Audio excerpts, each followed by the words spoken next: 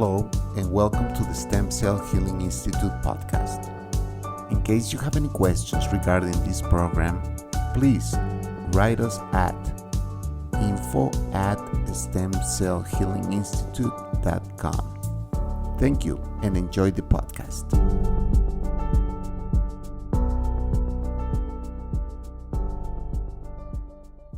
Hello and welcome back to the Stem Cell Healing Institute podcast. We are here with Dr. Zahra Figueredo. She is the Research and Technical Director of the Institute.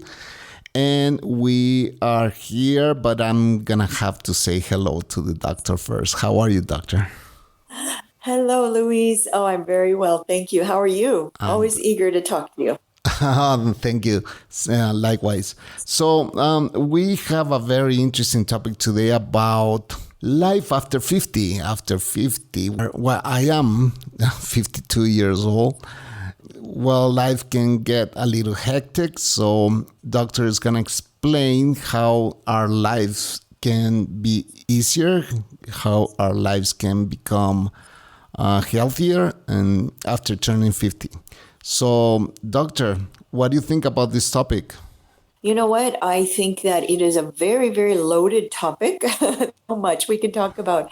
I will touch on a few things and perhaps we'll have a part 1, 2, and 3 because we can go into so much detail about so many specific things. So what we'll do is we'll keep it general today and then we'll follow up with part 2 and 3 perhaps. I think that would be very appropriate because as we age, our bodies change so much in ways that we don't even realize. You know, we talk about these aches and pains and, difficulties with hormones and sleep and things like that we don't, we talk so generally about that. And as one of our biggest complaints is pain and the way that our body and our life is affected because of the pain, and we slow down as we age because of pain.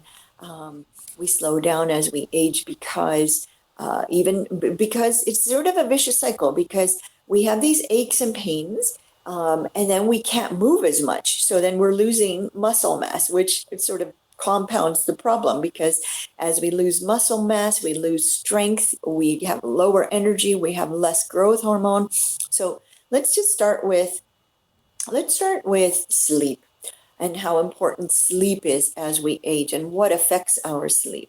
I mentioned hormones. Now, both men and women as we age, especially women, with the decline in estrogen and progesterone, it really, and even DHEA, it really affects our sleep-wake cycles. And then with stress, it affects sleep-wake cycles. We find ourselves awake at 2, 3 in the morning, and then we can't get back to sleep. And then it results in waking up really tired and just not as functional and energized as we can be. And so one of the best ways, and Dr. Andrew Huberman talks about this, is our sleep-wake cycles in terms of our circadian rhythm. Now, what do I mean by that? What I mean by that is, and when I say sleep-wake cycles, it has to do with light. So when we wake up in the morning and we expose ourselves to natural light for at least a few minutes a day, very first thing in the morning, and then as we go to bed at night, we cut out the light. So perhaps using blackout shades, and we use, cut out blue light from TV and cell phones and devices, and use blackout shades and keep our body temperature low. That helps our circadian rhythm in terms of regulating sleep-wake. So when it's time to wake up, we're energized and we have had a good night's sleep because we've had a good cycle. And so what's really important is that when we do wake up in the middle of the night, there are several things, first of all, that we can do before we go to sleep. Now, I'm talking about sleep quite extensively because sleep can be everything. It can make or break us. It helps with our body rejuvenating and recovering from the day's wear and tear, and our minds as well. Because our processing and emotional processing and thought processing happens when we're asleep. So this is where we're going to start.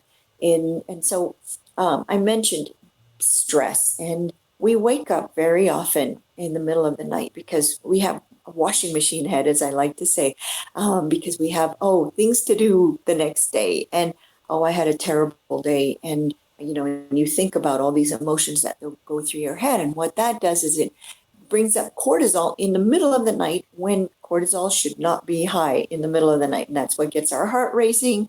That's what gets our heart rate up, and we're awake when we shouldn't be. So one of the best things to do is to go to bed with a little bit of a nice sleep hygiene.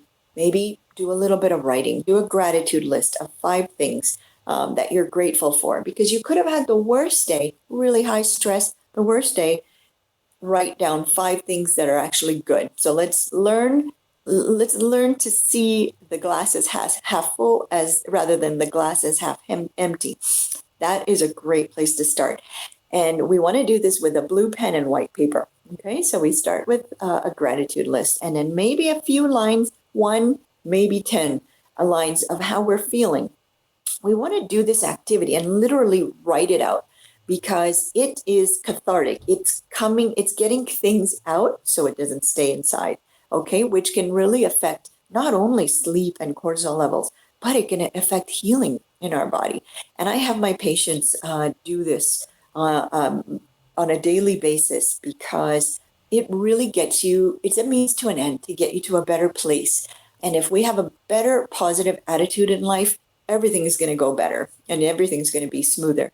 So this is a great place to start, to just clear our head, clear our minds, clear our hearts of any negative emotions and feelings. And so I have my patients start there. And then we go to sleep with, again, a dark room, a cool room. And when we do, if we do, and we stop drinking liquids about 2 hours before bed, because what that does is, of course, it allows us to not have to wake up and go to the bathroom, which can bring our heart rate up. And a lot of people that after the age of 50, once they get up and use the bathroom, it's difficult for them to go back to sleep. So the best way to avoid that is to try to stop drinking liquids about 2 hours before bed. And, a sip or 2 is okay. If you have a dry mouth, or if you take medication and you need to take your medication. But for the most part, and then clear your bladder before you go to bed.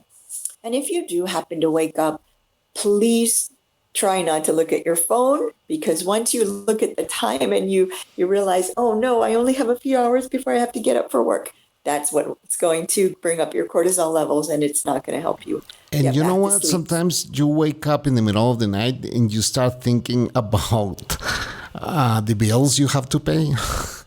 And that will keep you awake for another hour. So it's basically go back to sleep. Stop thinking about something else. Don't grab your phone for sure. But or read something, because that helps a lot.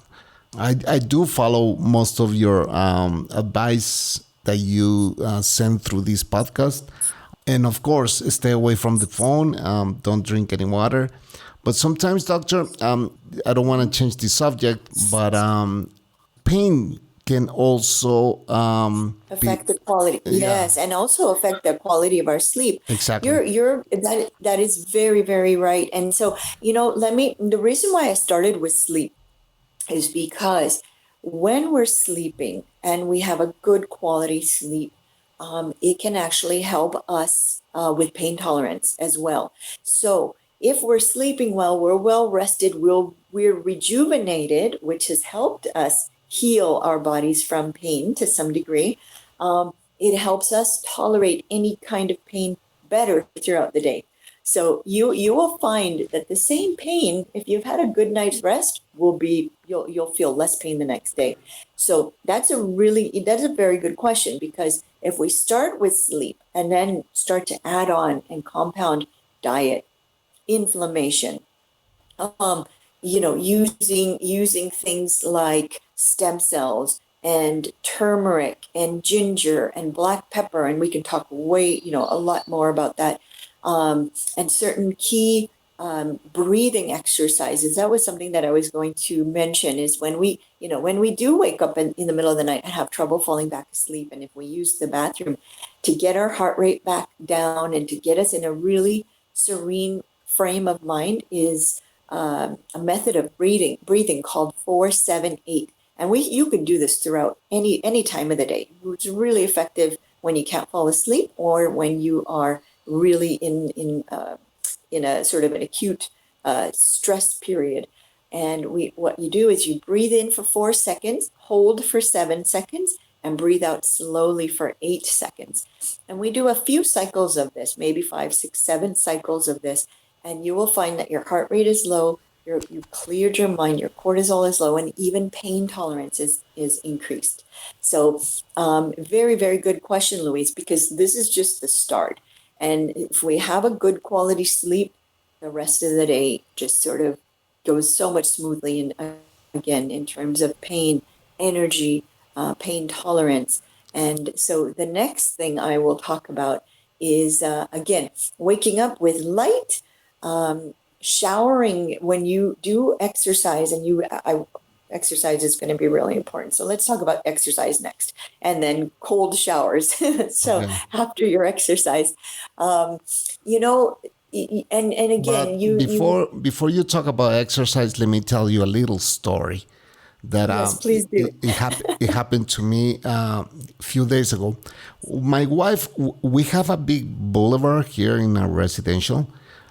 It's 1 kilometer to the entrance and 1 kilometer back to our house. So she walks every day 2 kilometers every single day. I walk. She was telling me, well, you should start walking again. And I said, yeah, maybe I should. And so I'm going to go and walk with you. After the first kilometer, I was like, let's go back. Why? Because I have a sharp pain in my hips, and I don't know why. And that's because I don't work out as she does. I don't walk that far. I do walk my dog, but not that far. So I was beginning to feel that sharp pain in my hips, and that's because I don't work out that much.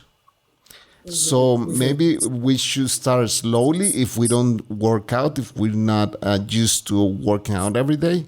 Louise, that's a very, very good point, because yes, we have so many of us are sedentary. We have desk jobs. We don't get up and we don't get much activity throughout the day at all. And so I think that your point is extremely important, because where we can start and this also addresses inflammation also, is where we can start is literally just 10 minutes a day. Sorry, not a day, 10 minutes after each meal. So if we're literally after each meal, just walking around the office, walking around the house, after you eat, 10 minutes, you can even set your alarm. If you do that 3 times a day, you've got in 30 minutes of exercise. Now, what that's doing is weight bearing. That's helping your leg muscles get that circulation, as well as build a certain amount of strength, because you are bearing your weight. And you just start there, and that will help your hip, Louise.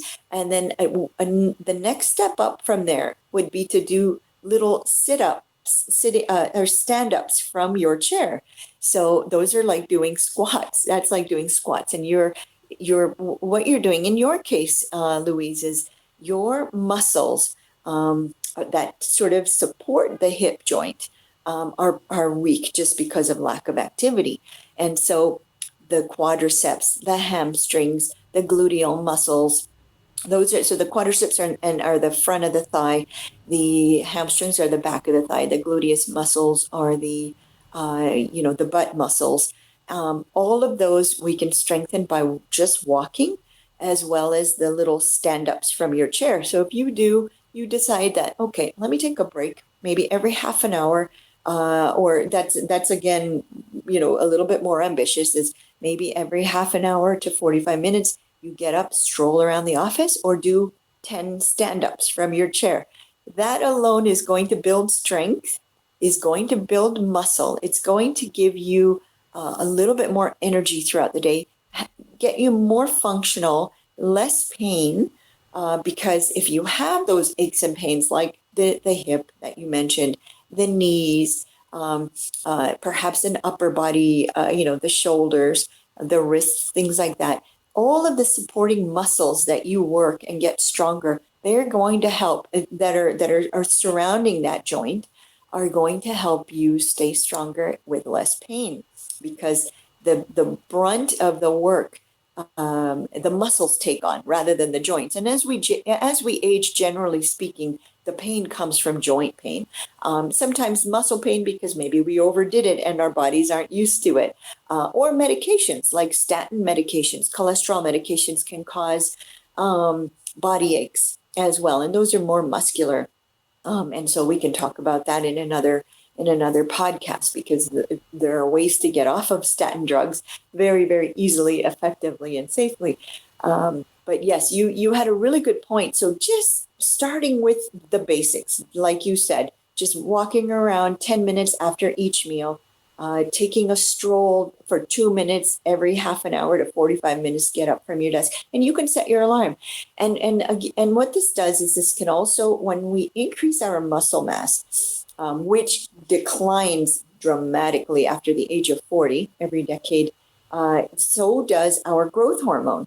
So our growth hormone, which helps keep us lean, helps keep us energized, helps keep so many functions in our body and hormones sort of in check and sort of rejuvenated, and at a lower, at a more rejuvenated state, that declines every decade of our life, after almost 20% every decade of our life after the age of 30. That is quite substantial. How do we increase our growth hormone? By sleeping, getting enough quality sleep, not eating within 2 hours of going to sleep. Okay, so another way to increase the quality of your sleep is no food 2 to 3 hours before bed. That will, I know that's difficult for a lot of people, but that alone is going to help the quality of our sleep. It's going to help blood sugar. It's going to help muscle mass, and body composition, decrease fat. I hate talking about weight because it's not about weight. We can weigh a whole bunch and be muscle, which is super healthy and functional. So I don't like to talk about losing weight or gaining weight. I like to talk about body composition and losing fat, gaining muscle. And exercise just itself helps with growth hormone production. So let's say we don't have any specific condition, illness or condition, but in this case, just to be preventive, how stem cells can help us. Yes. So stem cells are very, very, let's start with they're completely regenerating. So if we put the stem cells in the blood, the stem cells go everywhere the body goes. So this would be a good topic for the total body rejuvenation, for instance, our stem cell treatment for total body rejuvenation, where we apply the stem cells with mannitol, which is a natural sugar. And that allows the stem cells to go everywhere the blood flows, including the brain, for cognitive function and the central nervous system and so on and so forth. And then all the organs get bathed with stem cells, the eyes, the skin, the hair. And then we also do the intranasal aspiration to get the stem cells also, again, directly to the brain.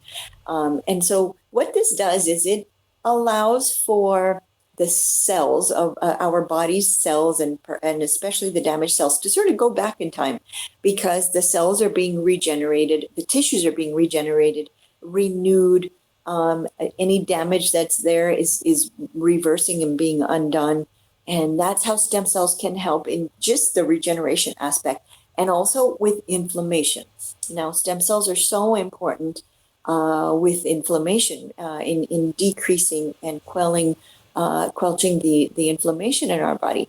What is one of the biggest reasons that we age?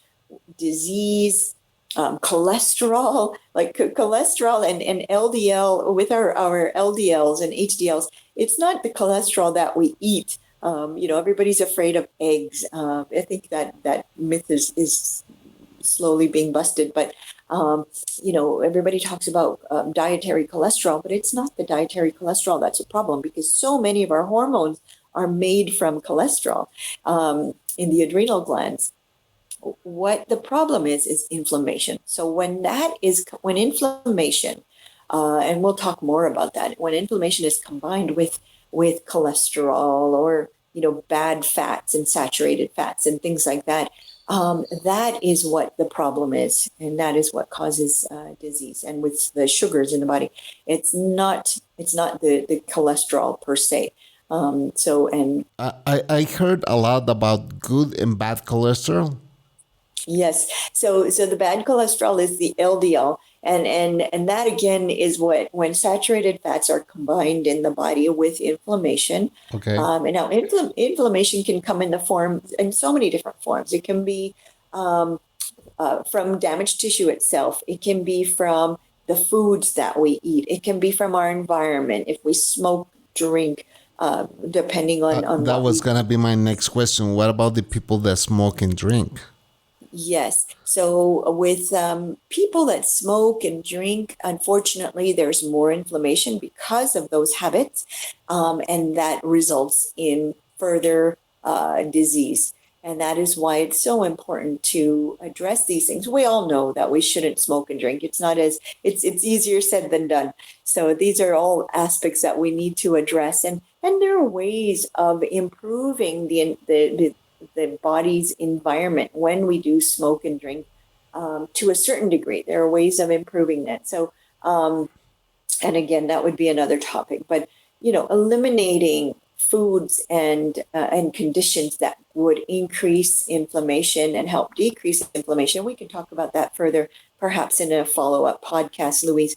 But anti-inflammatory foods, anti-inflammatory lifestyles, antioxidants that we take, omega-3s, and doing things such, for mitochondrial health, which will help energize the mitochondria of each and every cell, which helps with energy and inflammation. So we can probably save another podcast for these topics. But yes, inflammation is the key. That can be the root cause of a lot of disease. All right. So in that case, stem cells can help a lot. Doctor, yes. So life can get better. I mean, it's not the end of the world. When some people, when they turn 50, is like, oh my God, I'm just going down the hill from here. Right. No, absolutely not. I think what we'll do, Louise, is for the next two podcasts, we'll do a follow-up to this topic, and we'll talk about inflammation and dietary factors and how we can improve inflammation in our body, as well as hormones. I think hormones are really important, especially for women after the age of 50, and that can affect so many aspects of our body, sleep, our body composition, so many different, the whole menopausal picture that can, we've also, the latest research has found that postmenopausal women who are lower in estrogen and progesterone and haven't had perhaps a bioidentical replacement of hormones are more prone to autoimmune diseases. So these are things that are really important for us to address and discuss, and I think that can be part of our follow-up topics for the next couple of podcasts. All right, doctor. So in case you have any questions, you may send us an email to info@stemcellhealinginstitute.com, and doctor will be more than glad to reply. Doctor, anything else you would like to add to this podcast? I think we've covered a lot of ground. I'm looking forward to the next one to cover some more. Thank you so much, Louise. Okay, you have a wonderful weekend, doctor. You too. Thank you. Okay. Bye-bye. Bye-bye.